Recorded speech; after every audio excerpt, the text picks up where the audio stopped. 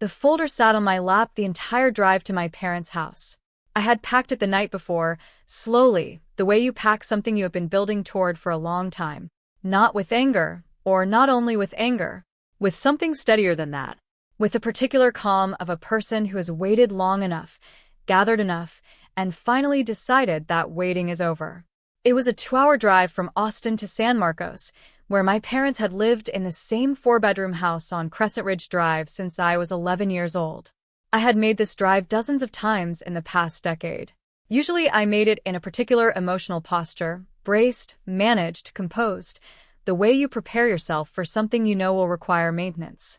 But that December night, I was not braced. I was still. There is a difference. My name is Claire Navarro. I am 34 years old. I am the founder and CEO of a data analytics consulting firm called Meridian Insight Group, which operates out of Austin, Texas, and which, as of our last third-party valuation in September, is worth approximately $47 million. We have 61 employees. We hold 3 active federal data infrastructure contracts. Our Q3 revenue was $4.2 million. I have a very good accountant, a very good attorney named Diane Lau, who has been my corporate counsel since Meridian's second year, and a forensic financial specialist named Gerald Foss, who had, over the past 4 months, been assembling a document so thorough, so methodical, so quietly devastating that I had not been able to read it all at once for more than a few minutes at a time. Gerald was already at the house when I arrived. I had asked him to park on the next block and wait for my text. He drove a silver Camry and wore navy suits and did not appear to own any other color of suit. My family did not know any of this. They believed I worked in tech consulting, which, in their estimation, meant I sat at a computer doing something vague and unimpressive that did not justify having opinions about money or decisions or, frankly, about much of anything. They did not know about Meridian.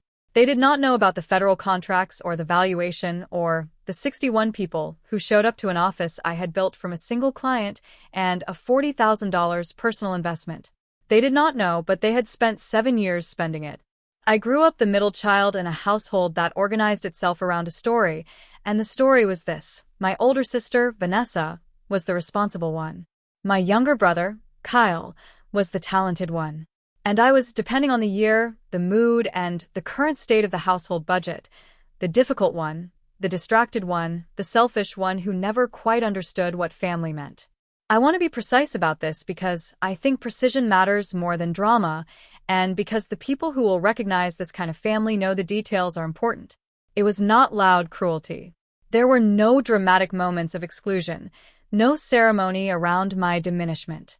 What there was, instead, was the slow, steady accumulation of being told that your contributions did not count, your judgment was suspect, your independence was selfishness, and your success, when it came, was either luck or, somehow, a kind of abandonment of the people who had not succeeded alongside you. My father, Robert Navarro, is a proud man. He spent 22 years as a site foreman, built things with his hands, had a genuine integrity about physical labor, and a genuine blindness about the kind of labor that didn't look like his. In his framework, loyalty meant proximity, deference, and money that moved toward the center, toward the household, toward the family account, toward the collective. I respected this in theory. I found it suffocating in practice. My mother, Patricia, was the administrator of the system. She was the keeper of accounts in the informal sense.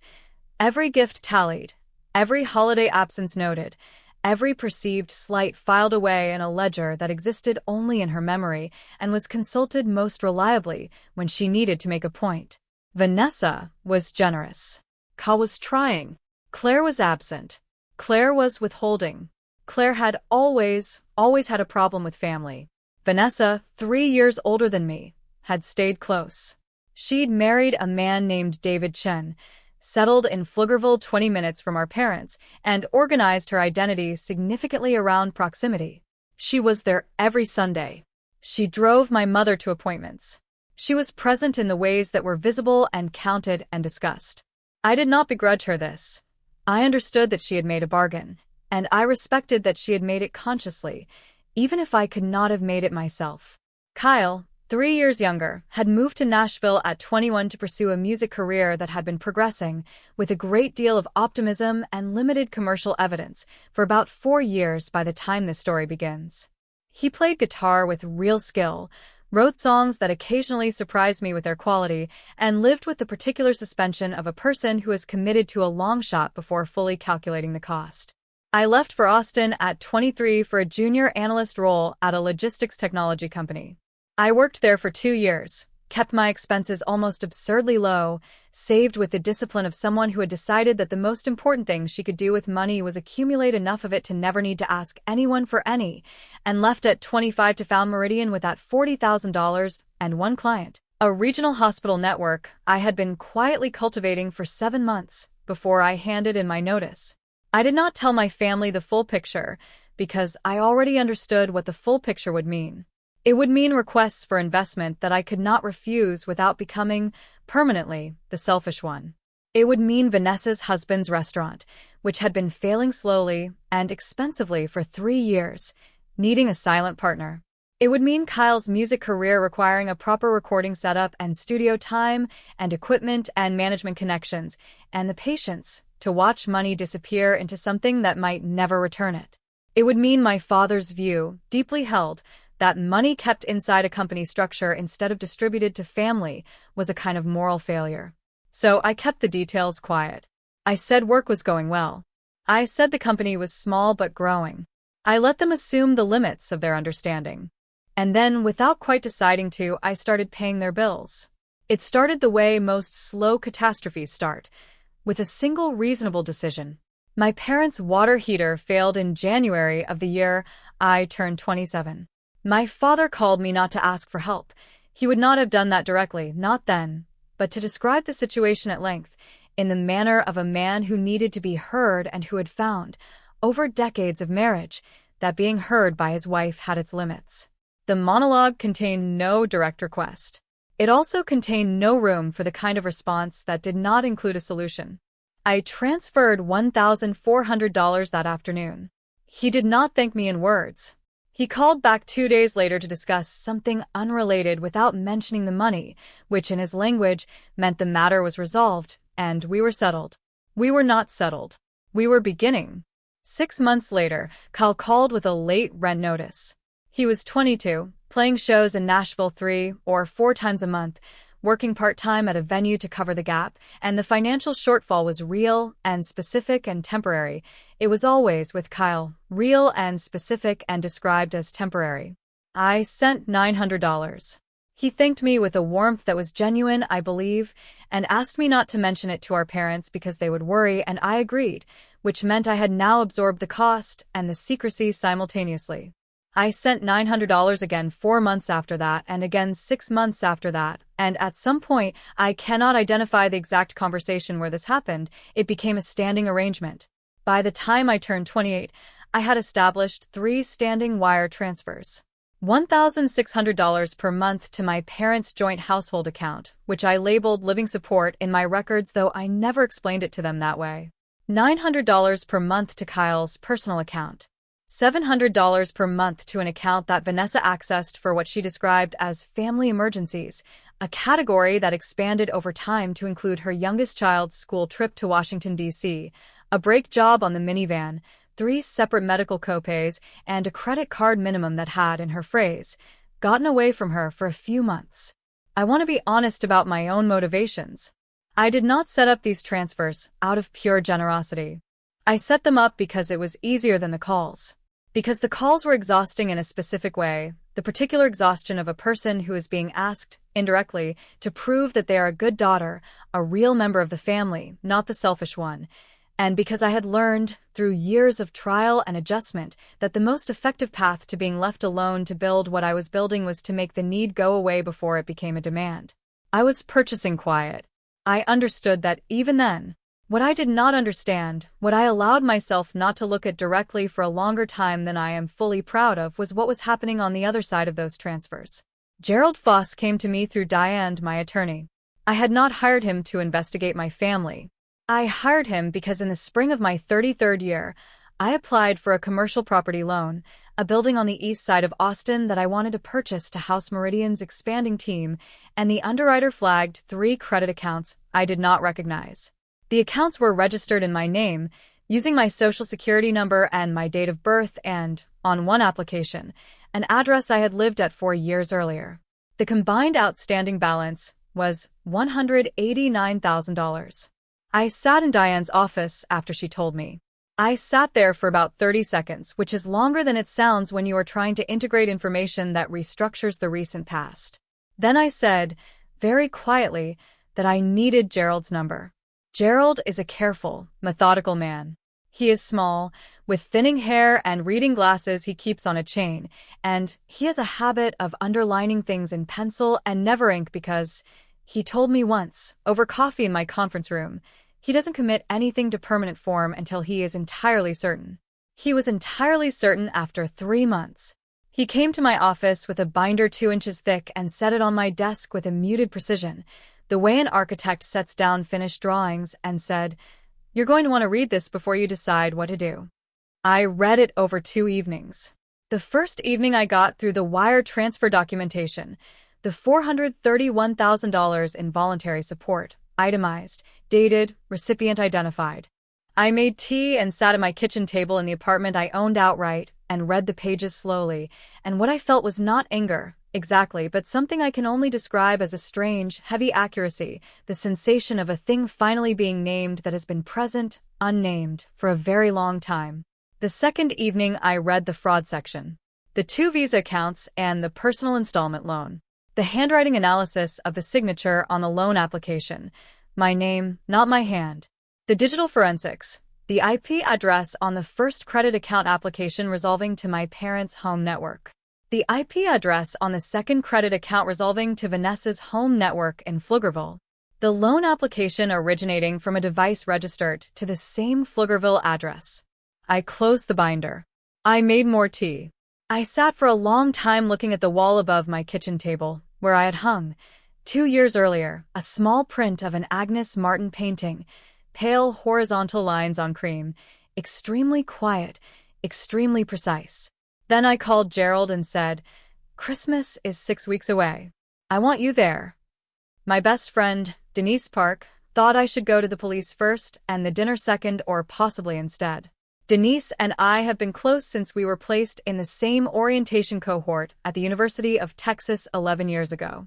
She is a pediatric occupational therapist who works with kids between the ages of 4 and 12, and she has the particular patience of someone who has spent years figuring out how to reach people when the direct approach is not available, a patience she extends to most things in her life except her opinions about my family, about which she has never been patient or indirect.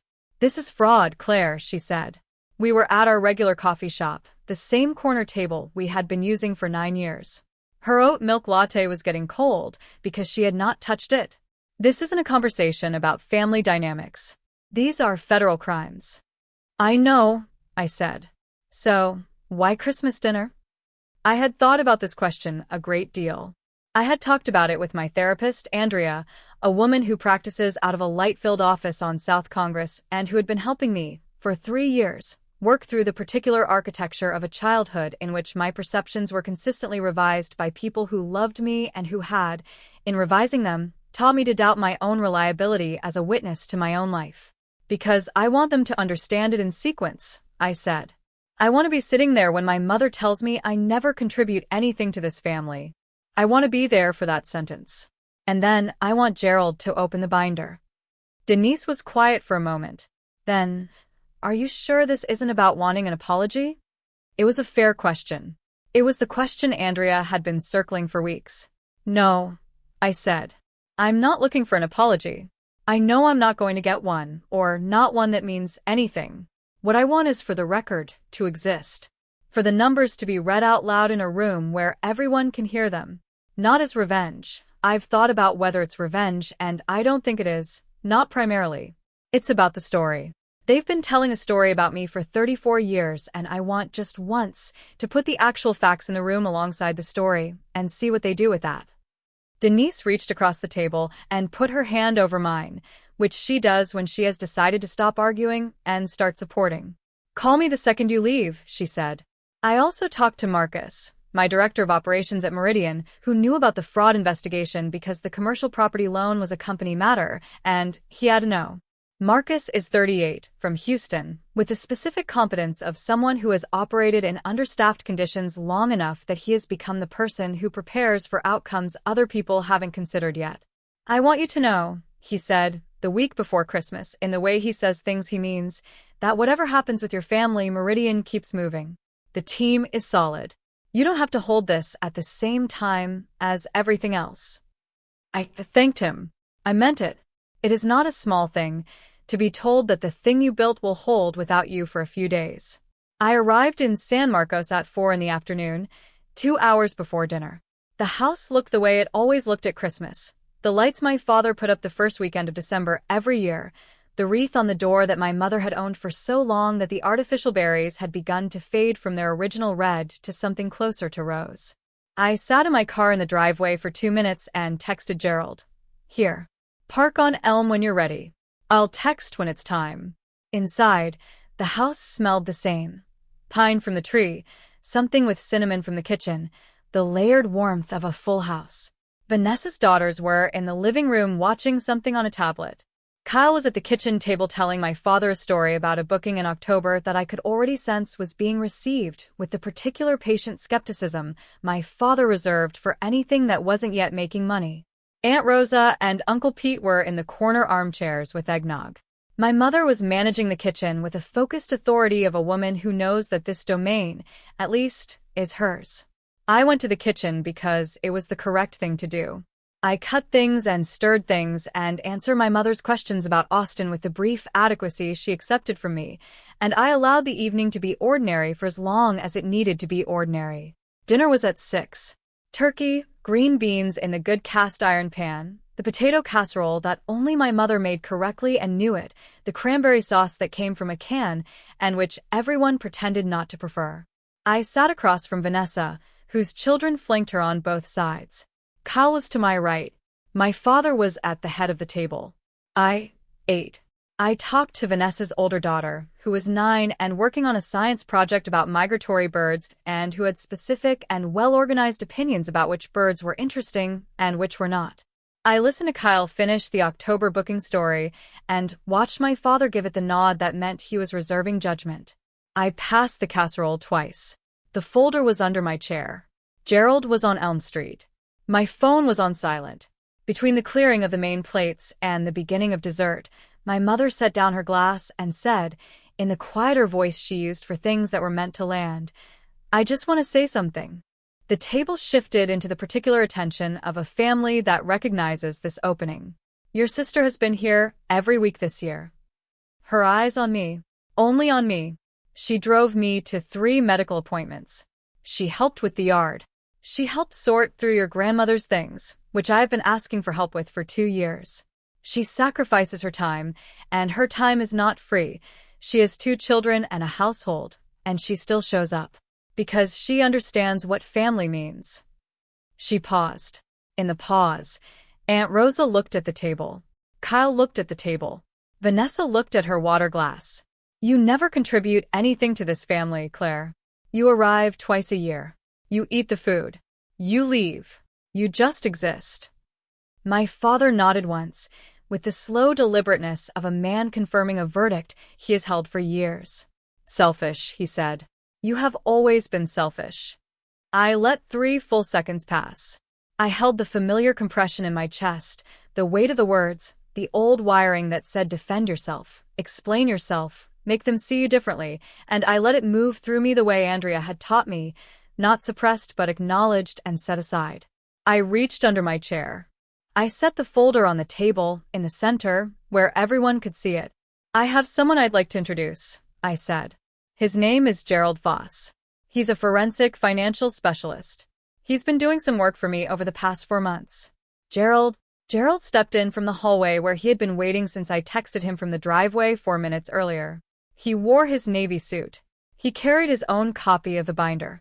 He nodded at my father with the pleasant neutrality of a man who has done this kind of work before and understands that the room is not his to own. What is this? My father said. It was not entirely a question. Gerald, I said, could you start with the wire transfers? Gerald moved to the side table he had, at my request, arrived 90 minutes early to position next to the bookshelf. He opened his binder to the first tab section with the care of someone who does not rush things. Between January of 7 years ago and October of this year, Gerald said, Claire transferred a documented total of $431,000 to accounts within this family. The transfers were structured as follows: $1,600 per month to the joint household account registered to Robert and Patricia Navarro, $900 per month to Kyle Navarro's personal checking account, $700 per month to a shared account accessed by Vanessa Ch. Navarro.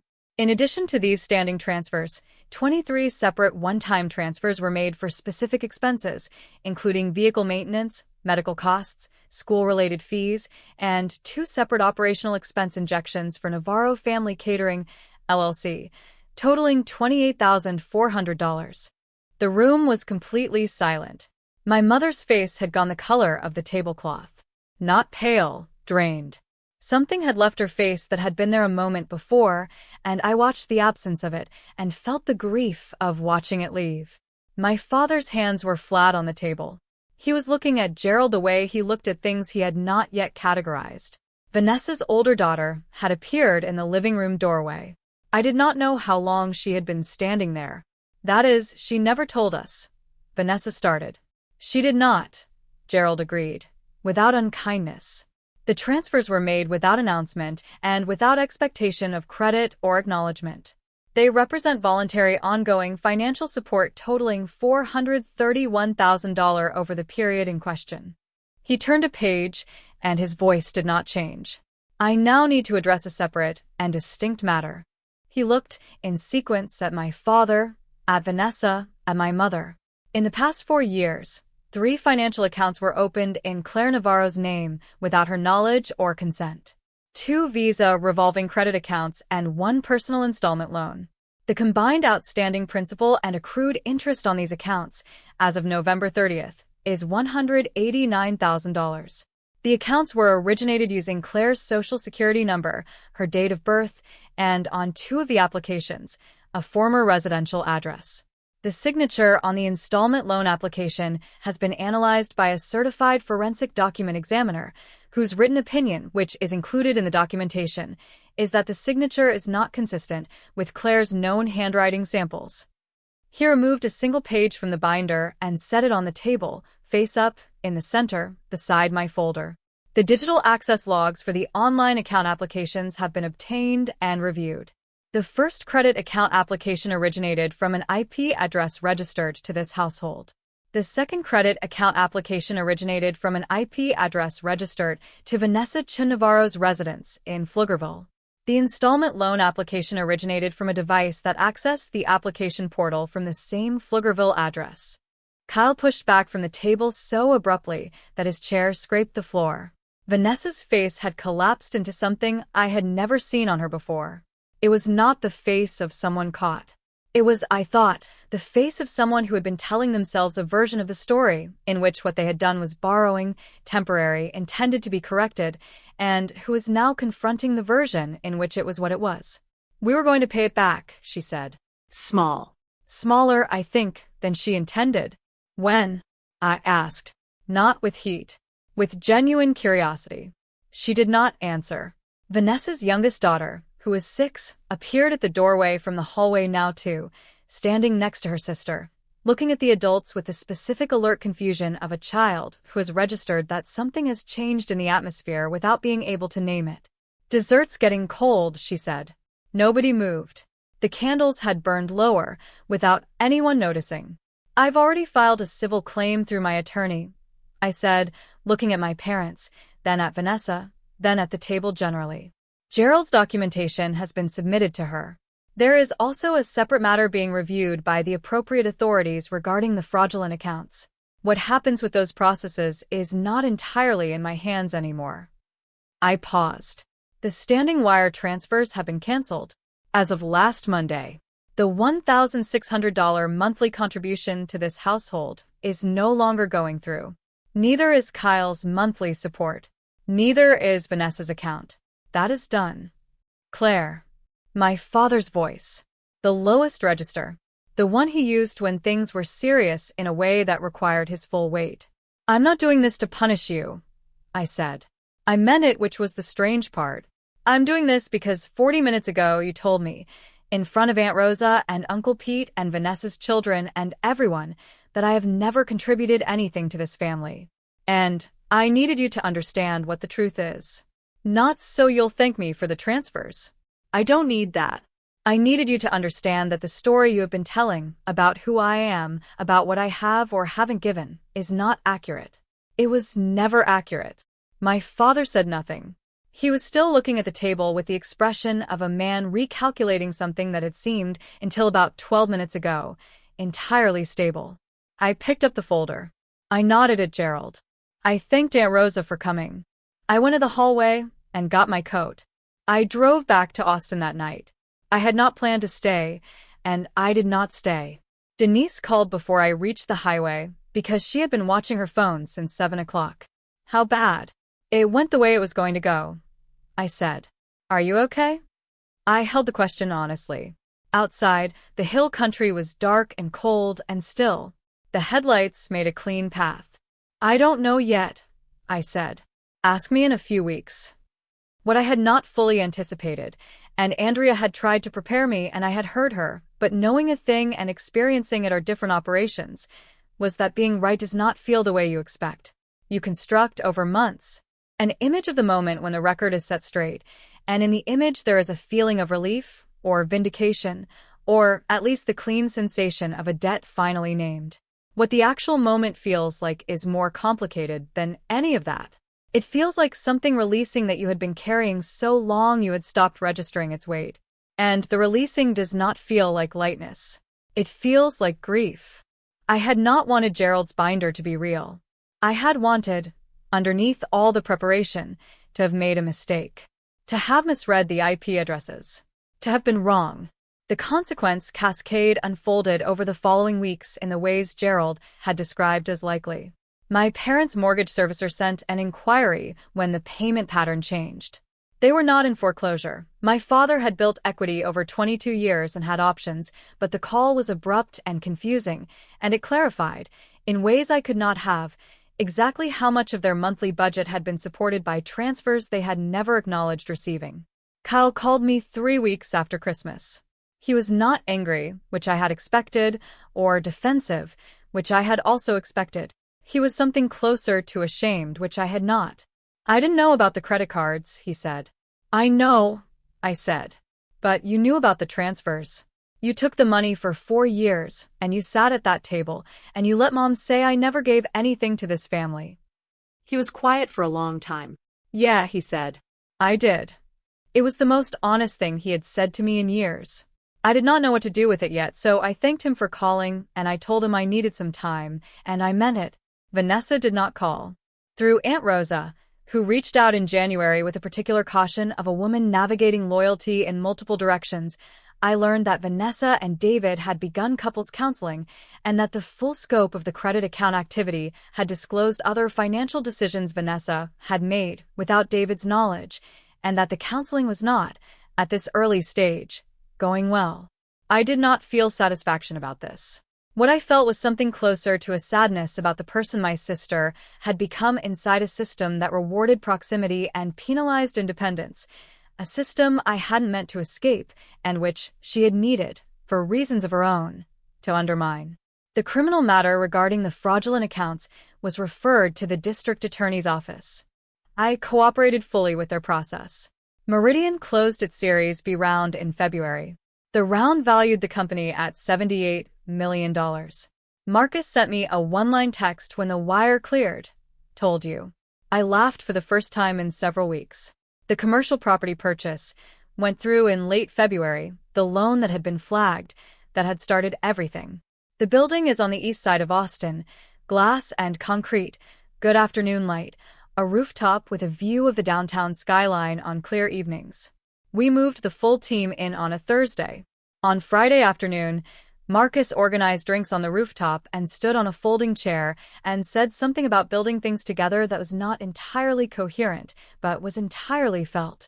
I have 67 employees now. 6 more than at Christmas. Denise brought champagne to the rooftop that Friday. We sat near the edge while the sun went down and the city arranged itself in the light, and she said, in her direct and specific way, "You built something real. Do you know that?" "I'm learning to know it," I said.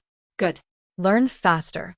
What I have understood in the months since December is something about the economics of peace, specifically the mistake of trying to purchase it in a system where the price is not fixed, but expands to meet whatever you are willing to pay. I had paid $431,000 for peace that was never structurally available to me, in a family where the story about Claire was set before Claire arrived and could not be revised by any amount of transfer history. The story was not about money. The money was a variable in a story about who I was, the absent one, the difficult one, the selfish one, and it would have remained a variable no matter how much I sent or how reliably I sent it. I understand that now. I do not know whether I will speak to my mother again. There are days when I think I will, eventually when there is more distance. There are days when I think the distance is the thing that will protect both of us from a conversation we are not equipped to have. I hold both possibilities, without forcing a resolution. Andrea says this is progress. My father called once, in January. He said my name, and then he said he had not known about the credit cards. I believe him. I told him I believed him. Then we sat in silence for long enough that the call became a different kind of thing. Not a reconciliation, not quite, but an acknowledgement that we were both still here, and that the accounting, at least, was finally accurate. The folder is in the bottom drawer of my desk, behind the files from Meridian's first year. Gerald's name is on the spine in his careful pencil lettering. I do not open it anymore. But I know it's there, and knowing it's there is different, is better than the years of not looking at something you know you will eventually have to see. The building is still. The light on the rooftop comes in clean, and even at 4 in the afternoon. My 67 employees are working in rooms I built. The contracts are running. The company is real. I am the person who built it. I have always been the person who was building it. The story, in the end, was never about them. It was about this.